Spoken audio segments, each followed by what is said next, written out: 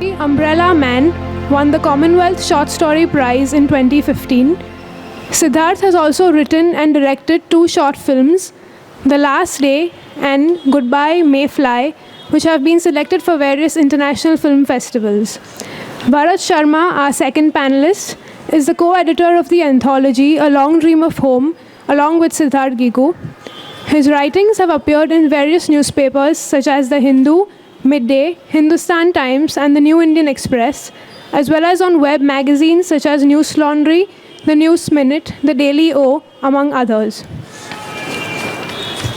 Ranjit Hoskote, who will be the moderator for the session, is a cultural theorist, curator, and poet. He is the author of more than 25 books, including Vanishing Acts and Central Time. He has also translated the poetry of 14th century Kashmiri mystic Lal Ded as I, Lala, the poems of Lal Ded. With Ilya Trovanov, he has co-authored Confluences.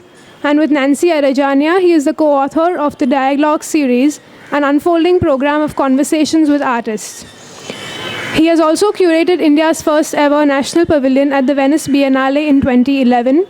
Most recently, he has curated Unpacking the Studio, celebrating the Jahangir Sabawala bequest at the Prince of Wales Museum, and is the co-curator of State of Architecture, the exhibition currently on display at the NGMA. Over to you. Thanks so much, Khurshid, and thank you all for being here for this session. I have to say this is an emotionally fraught sort of moment for, I think, everybody on the panel. And I will just provide a bit of a framework before we go into discussing the book that Siddhartha and Varad have edited, A Long Dream of Home. And I want to build on some of the thoughts that came up in the previous discussion as well, and some of you were here, so you'll be with us on this journey. Because we are addressing questions of narrative that have to do with a notion of belonging, of exclusion, of finding a way of belonging, or of bearing testimony to historical trauma. And this book is really a contribution to what might be seen as survivor testimony. It also emerges from a situation that a lot of people are seemingly aware of in very broad terms, but are rarely aware of in its detail, in the very different kinds of constituencies involved in the Kashmir question, if you want to call it that, and the fact that they all have different, often contending rival narratives. But for one reason or another, which I think we'll talk about, certain kinds of narratives become dominant. And some of those narratives tend to be linked to other notions of what constitutes a majority or what constitutes a minority. And in Kashmir, as many of you know or are now aware, the usual Republic of India understanding of a majority and a minority, which is linked to specific religious identities, actually gets inverted. So what is a majority in mainland India is a minority in Kashmir. And this is at the root of many of the crises that have emerged, particularly in the last 25 years. I also want to problematize something that is dear to a number of people, and Siddhartha and Varad have talked about this and discussed this, of course, which is the consoling notion of Kashmiriyat, which I often think was invented by Balraj Puri at some point in the 60s. It leads us to think about a way of being together, apart from, across, in spite of differences, but it tends to also cover up many of the everyday tensions and the ongoing ideological disturbances, frankly, dissensions that have characterized life in Kashmir, not only now, but for several centuries. So I want to try and approach this evidently sensitive subject by drawing both Siddhartha and Varad out on this book, but also on their journeys towards the book. Yeah. So, Siddhartha, I'm wondering if I might begin with you. I want to ask you about what it means to take up something that is profoundly intimate as experience and find a way of relating that to larger historical questions without submerging the immediacy of what has happened, which is also a way of maybe talking about what you've been through in the last 20 or 25 First years. of all, thank you for coming, and the lights are quite blinding, so I might not be able to see you properly. And thank you for your interest in Kashmir, especially the history of Kashmiri Pandits. I'm a Kashmiri Pandit. I was born and brought up in Srinagar, Kashmir, and in 1990, as I'm sure most of you would know, as Kashmir has been in the news. It is in the news for a long time, almost on a daily basis, because of the advent of militancy, the eruption of militancy. About 500,000 people, 5 lakh people got displaced at that time, And then in Jammu, mostly, predominantly, the government set up camps, refugee camps, migrant camps. The word was migrant, which I have a problem with the word, because ideally we were internally displaced because of a particular problem. So I was conscious of, as I grew up I studied in camps, and then I came to Delhi, and I was, leading a seemingly normal life. I was conscious of my identity as a Kashmiri Pandit. I was conscious of what happened to my family, my relatives, friends, neighbors, and what happened to the community as a whole. So my writing journey began somewhere, I think in the 90s, with poetry, and then, I started writing short stories. I wrote a novel, but that was primarily fiction. So to me, Kashmir offered the history of Kashmir and the happenings of Kashmir, especially what happened in the 80s, leading to a situation which blew out of proportion in 1989, and it became a war-like zone in 1990, when the large-scale infiltration happened from across the border to Pakistan, and a community gets displaced. And what happens to a community which is living year after year in camps? Because for the first 10 years people lived in tents. This is a fact. From 1990 to early 2000, people actually lived in, there were big grounds which were converted into refugee camps, and people got to live in tents. And what that does to people, individuals, human relationships, the concept of privacy. And then the tents were demolished, because imagine living in a tent for even a day. We go on a holiday, and then after the 10 years of living in tents, there were one-room tenements, the famous called ORTs, which were erected by the government, and people were relocated to these ORTs, one-room tenements. And that one room is nothing but 12 feet by 12 feet, wherein you are asked to live, And people lived in those one-room tenements for 8 years. So 18 years people lived in such spaces wherein to lead a normal life is almost impossible, but people did live, Children were born, and initially, during the initial years of migration, there were no marriages, there were only deaths. People were dying, the elderly people were dying, There were snake bites and sunstrokes, because Kashmiri Pandits were used to a particular climate and environment. And in Jammu and other parts, there was the weather was different, the social systems were different, the language is different, the way you lead a particular life, was different. So that kind of, was haunting me, year after year. And I also knew that there's not much in the last 20 years. In 2020, I met Varad. He is a youngster. He was born in Kashmir, but he was an infant when he migrated, when his parents were forced to migrate. So, and he had no memories. He once told me this. He said, "You at least have memories. I have no memories. I don't even know what happened, but he had an inherited memory of his fathers and relatives." So we would talk, that these stories must come out, not just as fiction, because I would write fiction. That was satisfying, it was redemptive. But when I meet my own people, my own community, they would say that, oh, you write fiction, but what about the truth? Of course, I as a novelist or a short story, fiction has a different kind of a truth, but this was nothing but hard facts, what happened. So in my course of meetings because my parents still live next to a camp in Jammu, so I would go and people would narrate horrifying anecdotes, and then the thought of the book came that, that we need to collect these stories, we need to talk to people, and we need to ask them to write and to go back in time when they were born.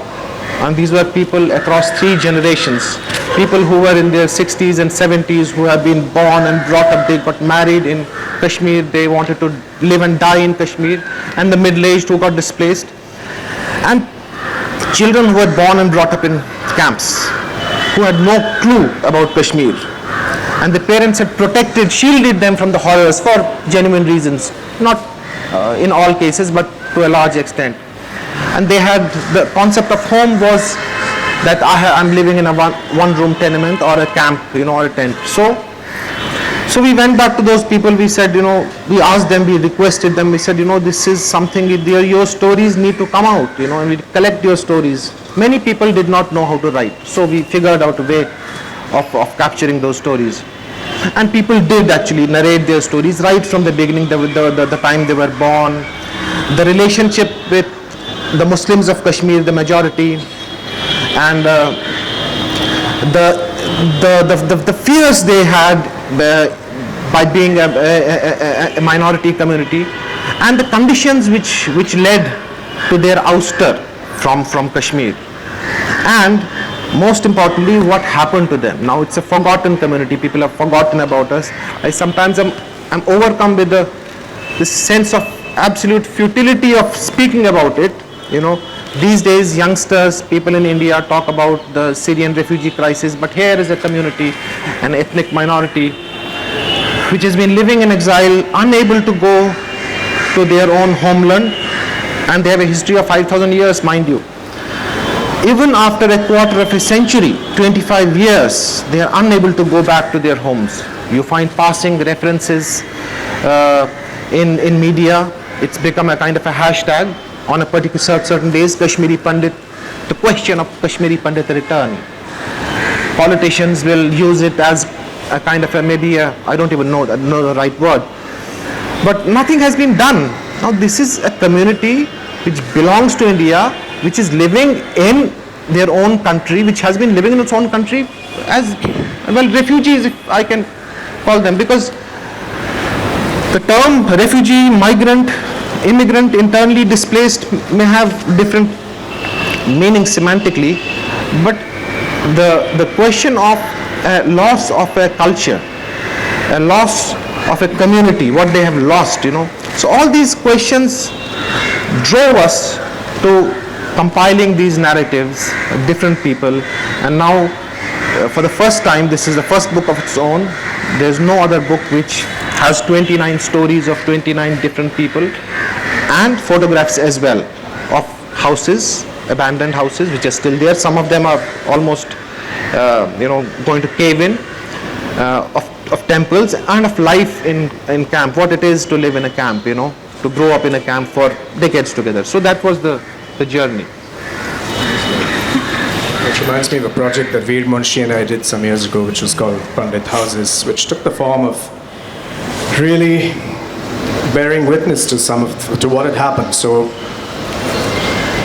at one level, it's an architectural history. At another level, when you look at the emotions, the life experiences, the life world of people who had lived in those houses, what has happened to them subsequently, it's also a very, very, if you will, silent narrative. But I want to pick up on some of the things you said and take those thoughts, Varad, to you, because you are from Anantnag. Yeah, Akura. Okay, but you did not grow up there. Something that tends to happen, particularly for these complex reasons that Siddhartha has mentioned, there is a way in which the migrant from Kashmir is literally between, because there's no simple India to belong to either. So on one hand, you're conducting a sort of one-way dialogue with the Kashmir that has moved on in its own way. But you're also trying to explain yourself to an India that doesn't particularly understand you or your history or even know who your great poets are or anything like that. So could you talk a little bit about, because you had enough time in Kashmir to be part of that situation. Varad, could you talk a little bit about this situation of constantly having to bear witness to who you are and what you are in an India that either didn't care or had no knowledge of? Good evening, everyone. Can you hear me? Yes. Yeah. Thank you for having me here. So, allow me to first build on Siddharth's point of 5,000 years of history. So, it's in Hindu calendar we have what we say Vikrami Samvat. So, for Kashmiri Pandits have a own way of recording their history. So, we use Saptarshi Samvat. So, currently it is 5092 years. So, that way we have a history of 5092 years. So, beginning from Nilmat Puran, which first mentions Kashmir as the lake called Satisar. Then we have Kalhan's famous Raj Tarangani, then Jonraj and different versions. So, about your question, so I was born in 89 in Anantnag when the whole valley was under siege. In fact, where my mother was admitted, that hospital also came under severe stone pelting. There was total curfew that time. That is what my father told me. So I was some 3 months old, and then we moved to Jammu along with my granny and my uncle.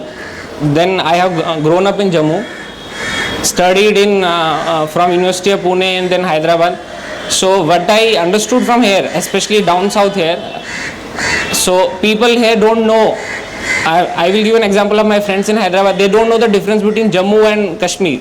So they say it's the same thing, and they always tell me like, Jammu mein baraf padti hai kya?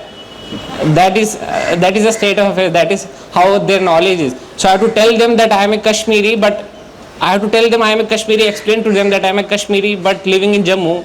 We no longer live in Kashmir, and then they don't know why this has happened. So that is how I encountered these things. And also Kashmir it's a muse for me, also a way of exploring my own identity. So I keep talking to people. I met Siddhartha some 4-5 years ago at a NDTV studio, and then we talked about Kashmir. That's how this book happened. I talked to elders, how they lived there, and then my parents as well. And also I would say that there is a whole lot of writing from the Muslim narrative, Kashmiri Muslim narrative, but from the Pandit narrative, it's a very handful of writers we have. So maybe it's our own community's fault that way that we didn't record. In 90s we didn't record our own history that way. But a new generation, I would urge them to document their own history, document their own roots, from where they are, their own cultural movements. That's what I want to. What you've put together in this anthology is precisely something like what you've talked about. But I'm wondering if there's also room to reflect on, how shall I put it? There are particularities about Kashmiri culture which simply will not survive. For instance, one might think of scripts that simply do not have greater currency. And I can imagine, for instance, with the Sindhi diaspora into India, the Arabic script has vanished, the language is practically vanished. There are certain things that attend diaspora and migrancy, so to name but one, the scripts are one. There's also a whole body of ritual which is not acceptable to Orthodox Indian Hindus. There is the use of meat in particular Shakta rituals.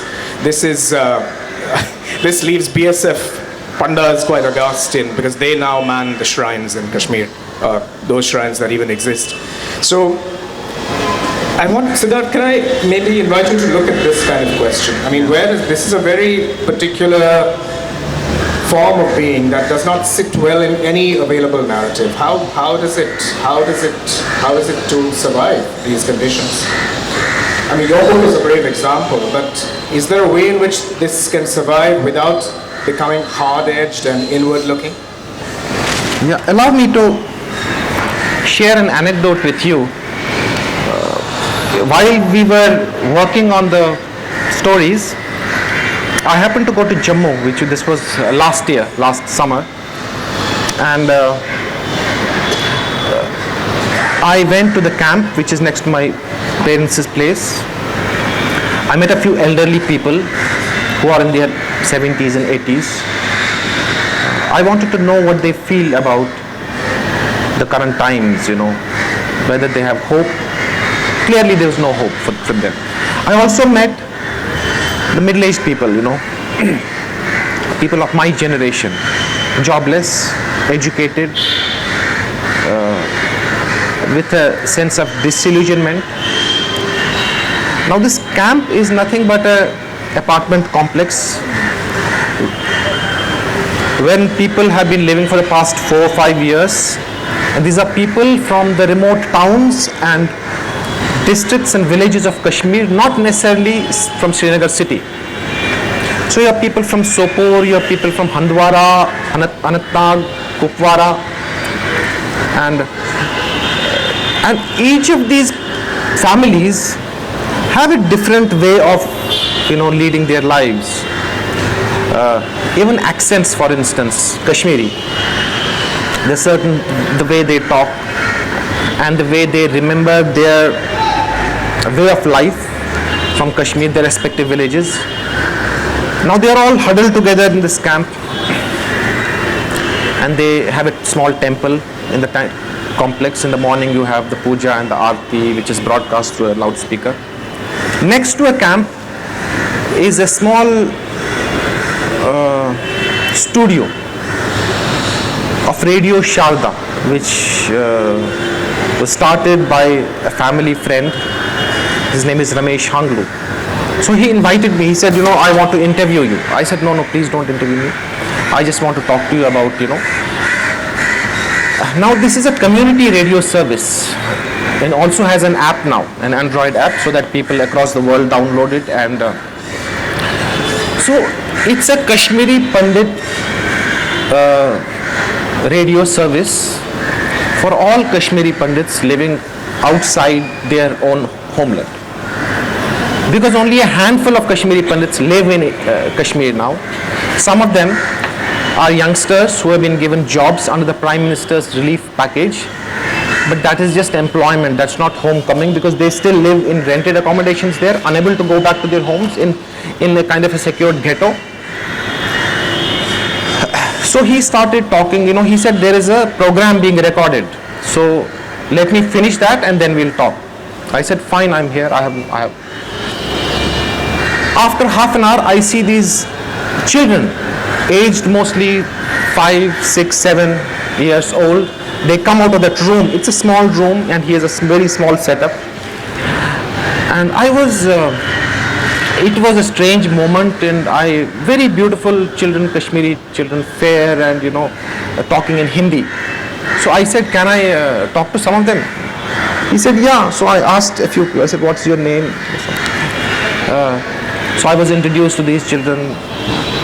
Somebody was Fancy, somebody was Anil Dhar, somebody was Sunil. They're all talking in Hindi. And then I spent a few moments with them. I asked them, so where do you live? Most of them lived in the camp. They're born in the camp. Which school do you go to? Which classes do you go to? So my questions were of such nature. I took a liberty. I was not sure whether I should do that. I generally asked a couple of kids, do you know your family, your parents, that we were once in Kashmir? So they looked at me and they smiled and laughed and they said, yeah, we know that, we are Kashmiri Pandits, So I stopped, because these are difficult questions to ask these children who were no more than 5, 6, 7. When they left, then I spent some time with Rajneesh Hanglu, who runs he said, look, this is the state of affairs. And I understood.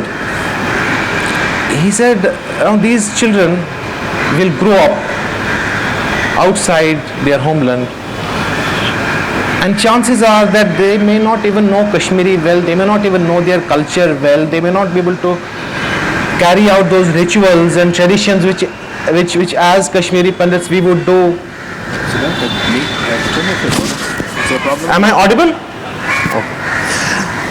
So he said, he runs these programs and he broadcasts them on radio for kids like these, and for even my generation who lost touch with their roots and moorings.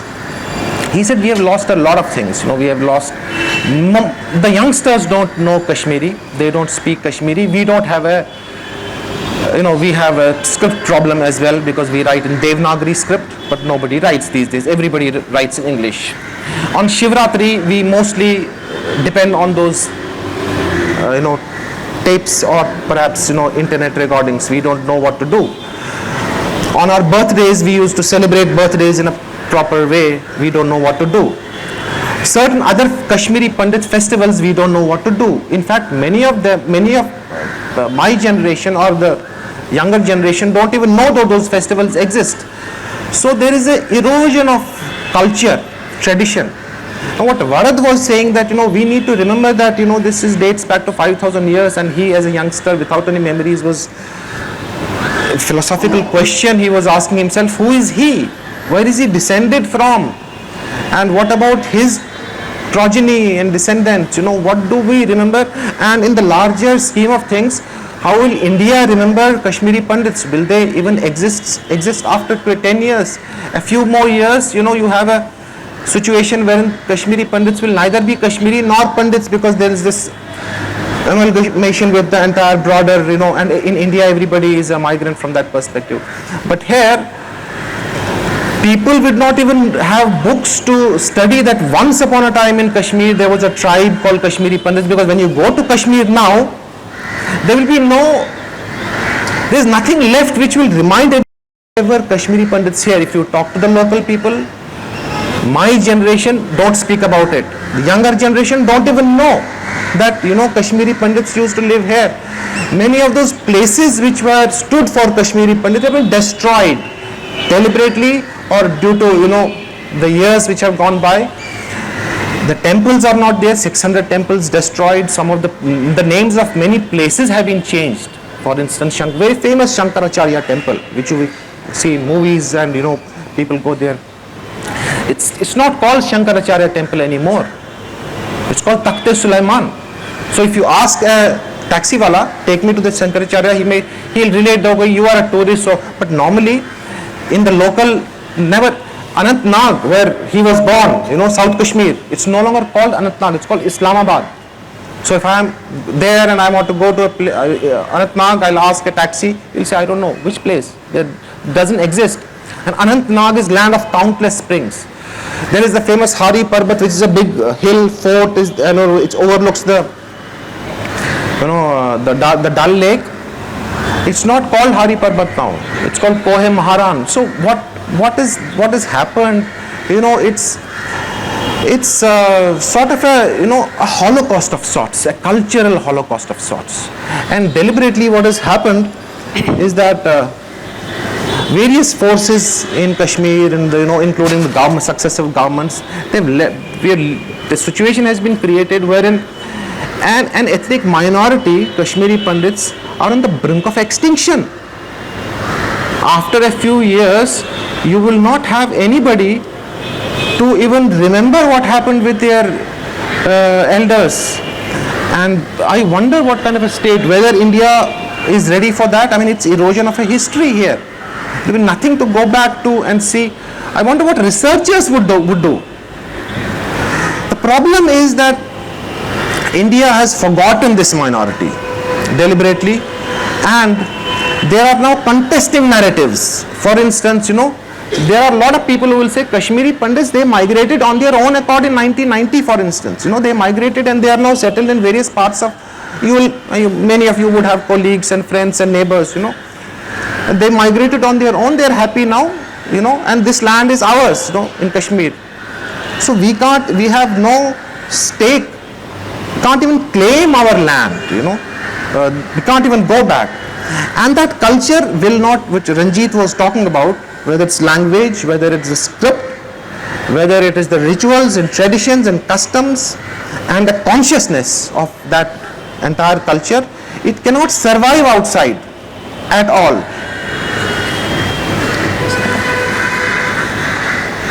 Varad, I'm going to shift register now and ask you about the actual process of putting the book together. So do you want to talk a little bit about how the two of you went about identifying voices, also a great deal of tact and sensitivity that's required in dealing with different generations, people who've had different experiences during this period also before 1990. So could you talk a little bit about the making of the book in that sense? So I first met Siddhartha at an NDTV studio in 2011, right? So then we usually talked about Kashmir, exchanged notes. Then 2 years ago, one evening I called Siddhartha. So there was some book on Kashmir, it had come, so from the Muslim narrative. So I told him that we should come up with something on our own. Our stories, our tales, our accounts, they haven't been documented at all. So then we made a structure how to do that, and then we identified people so who will narrate their stories. Actually those people who have contributed, apart from 3-4 people, they are not writer sort of things, so they are normal people, but we told them how to identify, so they narrated their stories, wrote about it. So it has stories from 4 generations, those who were in 60s, 70s at the time of 1990, and then the middle age, 40s, 50s, then my generation, like 20 to 30 years, and then there are 2 stories of a youngsters, like 12-year-old, I think, 12-year-old. So that way it came up. So it took us around 1.5 years to put up this entire work. So I would say this is just the beginning. If I may add to what Varad said, I don't know if many of you would know that in 1989, even the beginning of 90, a few months before the militancy started in Kashmir, the valley, there was a diktat by many of the militant organizations that, look, this place is going to be merged with Pakistan, Kashmir. One of the steps they took, and they asked everybody to follow, common people, there was order by which that what we will follow Pakistan standard time. So everybody was asked to change the time in their watches. It happened for months, and there were people on the roads going asking people wearing watches, what is the time? Anybody would say that the Indian standard time, he would be persecuted, tortured, beaten to death. So everybody, including me, my uncle was that time in Melbourne and I was 15 years old. He had given me a Casio watch, so I had to change the time. So of course, what happened is that, the sighting of the moon on the eve of Eid, it conflicted, but they were fine with that. So for months together, everybody followed Pakistan standard time. Imagine this happened. People would go to work according to that time. And then another thing they did, that they said, we will change all the the signboards on the streets and establishments, except of course the government establishment, because they attacked them. Everything will be in green color. So people identified with green. And Urdu. So no English, Urdu, except the houseboats, of course, because they attracted tourists and things like that. So in downtown, which was, if you've gone to Kashmir downtown, it was a semi-liberated zone. The local people and militant organizations had cordoned that off to prevent the security forces to go inside. And these were areas which were hotbeds of militancy. Many of the houses were used as hideouts. The houses were used as dumping grounds for arms and ammunition which was coming from Pakistan across the border. So these kinds of things happen, and there are stories which are there. There's one person who has written about this, that he has recounted what happened during those months when he had to follow the Pakistan Standard Time. And there is one particular story in this book. It's about a man whose son, who was a PhD in chemistry, he was killed in 1997. There is a account by a 70-year-old woman who lives in a camp. She has been living in the camp for the past 25 years. So she's illiterate. She can't read or write. So we asked her, a friend of mine and I said, we would like to record yours. So she spoke and we recorded and then we transcribed and then we read it to her. Then we asked her, is this what you want to say? She said only 10%. You're not captured what I've gone through.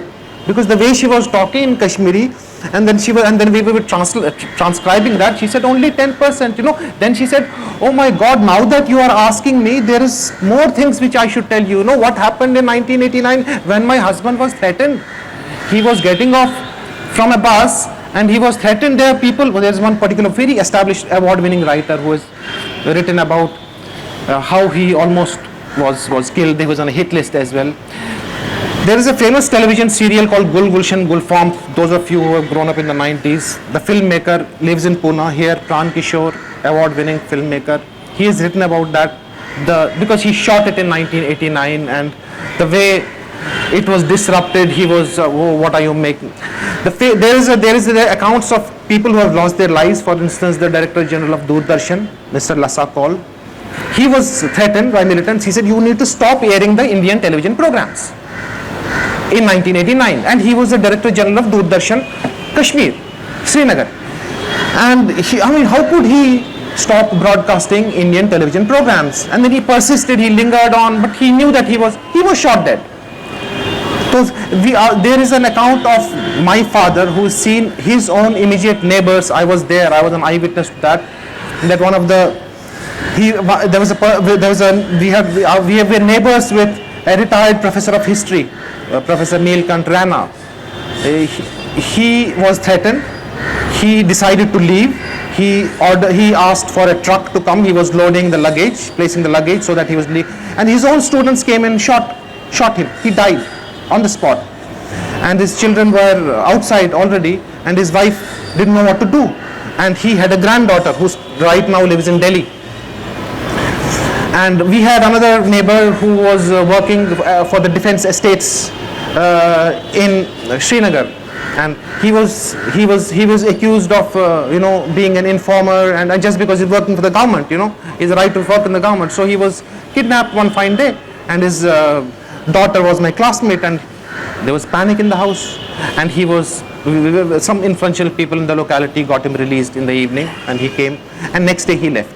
So there are such stories of people who have actually gone through Hollywood movie kind of life, and then after having fled persecution and having fled terror and having almost lost their lives, they get thrown in camps. And there are those stories. There's one particular story which is written by a youngster who has lived in camps, who studied in camps. He's doing PhD now in biotechnology, and Outlook reprinted his stories and it became viral on the net. So he has talked about how he grew up and how he studied and year after year and what his parents faced, and to grow up in a camp which is nothing but 10 feet by 10 feet. So there are such stories. I certainly request you, beg you should read the story, because this is a history of a community, and it is my job, Varad's job, to tell everybody. That's why we go, literature festivals mostly have been kind enough to have a separate discussion for Kashmir. So you should share these stories with your friends and colleagues. It's very important for us. We should not let this die down. It's also, it's like with everything else in Kashmir, things are subtle and shaded and ironic. Through all the time that these events were taking place, there was a way in which the left liberal intellectual formation, and many of us are part of that, some of us watched with sorrow the way in which these questions were simply not regarded as questions because they didn't conform to the proper liberal narrative. And I think the tragedy there was not only was the crisis of this community overlooked, but the left in India also forgot that the left in Kashmir, which had previously been vigorous, was among the key victims. They were among the first victims of militancy. When they were picked off and assassinated, no one even remembers them. You're at least writing about this. No one is writing about what happened to them. Although there is a presence of, there is an echo of that in your book too. But I think this might be a moment to open it up to questions. If you have questions for Siddhartha and Varad. 2014 for the first time. There's a lot said about what happened in Kashmir. There's a lot, like you said, from the Muslim perspective. There's Basharat's writing, there's got a few nights, there's all of that happening. Somehow, can we think of a way to spread something more positive about Kashmir? So while I understand these stories must be told and it's very important and it's our history and this is what Kashmir has gone through, but is there some way that we can spread something more positive about Kashmir through which people will actually look at coming back, overcome the fear, think of Kashmir as what it was before 1989, rather than thinking of what has happened in Kashmir in the late 80s and 90s and living in that fear today and not visiting today and having that whole impression that Kashmir still exists like that today? Thanks so much. We'll gather the questions. There was a hand raised there, right? Yeah. Shachi, can you? So, in the recent, some months back, there was a talk of, forming a smart city like hubs in the valley. So all the pundits who were migrated out of the valley can, again go over there. It will be fully secured cities, and can you categorize as a smart city? So, what will be your reactions if those plans can be fructified? Yeah, sure. I will take that smart city. Do you want to take the positive image first? Yeah, sure. Just add to what my brother just mentioned. I'm also a Kashmiri Pandit. I went to see my village, to see my home, because I wanted to go to a place where my roots are. And as we all know, a flower can't blossom without its roots. So wherever we are, we cannot blossom without our roots. So I went there in 2012, and this talk about speak about all the positives of Kashmir and everything else. No, there's peace, normalcy. Don't talk about things that can scare people, that won't let the Kashmiri Hindus to go back. I went there in a village in which I am a minority. My house was broken. There was hardly any shelter over it, and that house in that village by the majority community is used as a public toilet, and that is a reality of 2012. Many other houses that are burned. Maybe your house wasn't destroyed. I'm glad, I'm happy for that. Maybe you can just go and settle down there, but you're just it's taken away. So we shouldn't be confused. I just want to add to this comment that we shouldn't be confused that the situation that existed in 1990 has, it's gone by with the time. It's still there, and the radicalization and the extremism is worse now because the youngsters like us haven't seen any Hindu shrines, haven't met Hindu youngsters, haven't studied with Hindu boys and girls. So they're probably more radical than people who were radical in 1990. So just to add to your comment, it's not normal, it's worse now. Now we will have closing remarks. Yeah. Siddhartha, you go first. I'll answer your question about positivity. I mean, I ask that question myself almost every day, and I ask the question to all the people I meet, my generation. We talk about it a lot, and we ask ourselves, do we see hope? Year after year we ask this question, do we see hope? What will happen? Will we get to go back? How do we go back? Because I go to Kashmir many times, but as a tourist and a pilgrim. It's absurd. I go there, I stay in a hotel, and I visit my ancestral house, which I still think it's mine, and I take a picture, I post it on Facebook, and I return. Is that homecoming? Certainly not. But there are a lot of people who can't even go back because their the places their houses are still hotbeds of militancy.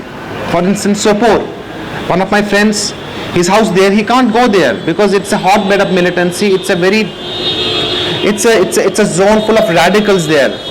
There's another friend of mine who's written, whose house is no longer there. It was razed to the ground and he has no idea what happened to it. And he can't do anything about it. They really cannot do anything about it, you know. The legal systems don't work like that in Kashmir. So, do we see hope? No hope. We have never seen hope. I mean, initially for first few years there was hope that we will go. Many people who got displaced, many of them did not even open their trunks for months. In fact, for years they said, no, we should not open, we'll go back next day, tomorrow. That kept on, that hope was alive. That hope, I think, you know, is still alive, but I'm not sure. I mean, quarter of a century is a long time. Now a generation will fade and the new generation might not look at Kashmir as home. That is my biggest fear. And in this scenario, I don't know what positive thing we can think about, can be thought about. There is nothing like positive, negative. I'll only see betrayal. That I have been betrayed by people of Kashmir, and I have been betrayed by my own governments. They have not done anything. They gave me a camp to live and study.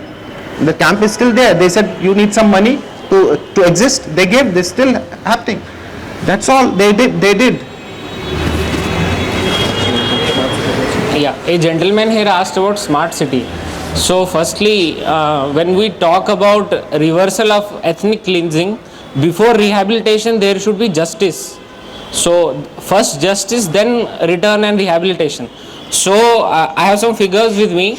As on January 1st, 1990, there were 75,343 families there. So within 1 year, only 651 families were stayed back in Kashmir. Rest got displaced to different parts of India. 670 Kashmiri Pandits were killed from 1989 to 2015. There were some infamous massacres in 1997 in Sangrampura, Vandhama in 1998, 2003 Nadimarg. So what about those people who got killed? So there is no talk about justice. Also about smart city, I am not sure how feasible it is. And when they were proposing about smart city or township, they were saying that they have identified land of some 50 acres. So, and the funny part is University of Kashmir is around 260 acres.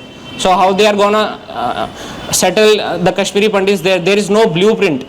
And another, to add to that, government doesn't talk directly to us, to the common Pandits. Rajnath Singh last April, he said we have identified land in Kashmir for Pandits. But 3 days ago I read a report in Indian Express that there is no forward movement on that. There hasn't been even a cabinet approval from the government of India. Also there is no communication from the J&K state government about that. So I am not sure how feasible it is, and I think it's all bunkum. These talks about smart cities, townships, satellite cities, I don't know. Well, thank you both, Varad and Siddhartha, for speaking from and about a predicament that is imbued with great anguish and for sharing it with us. And thank you all for your questions.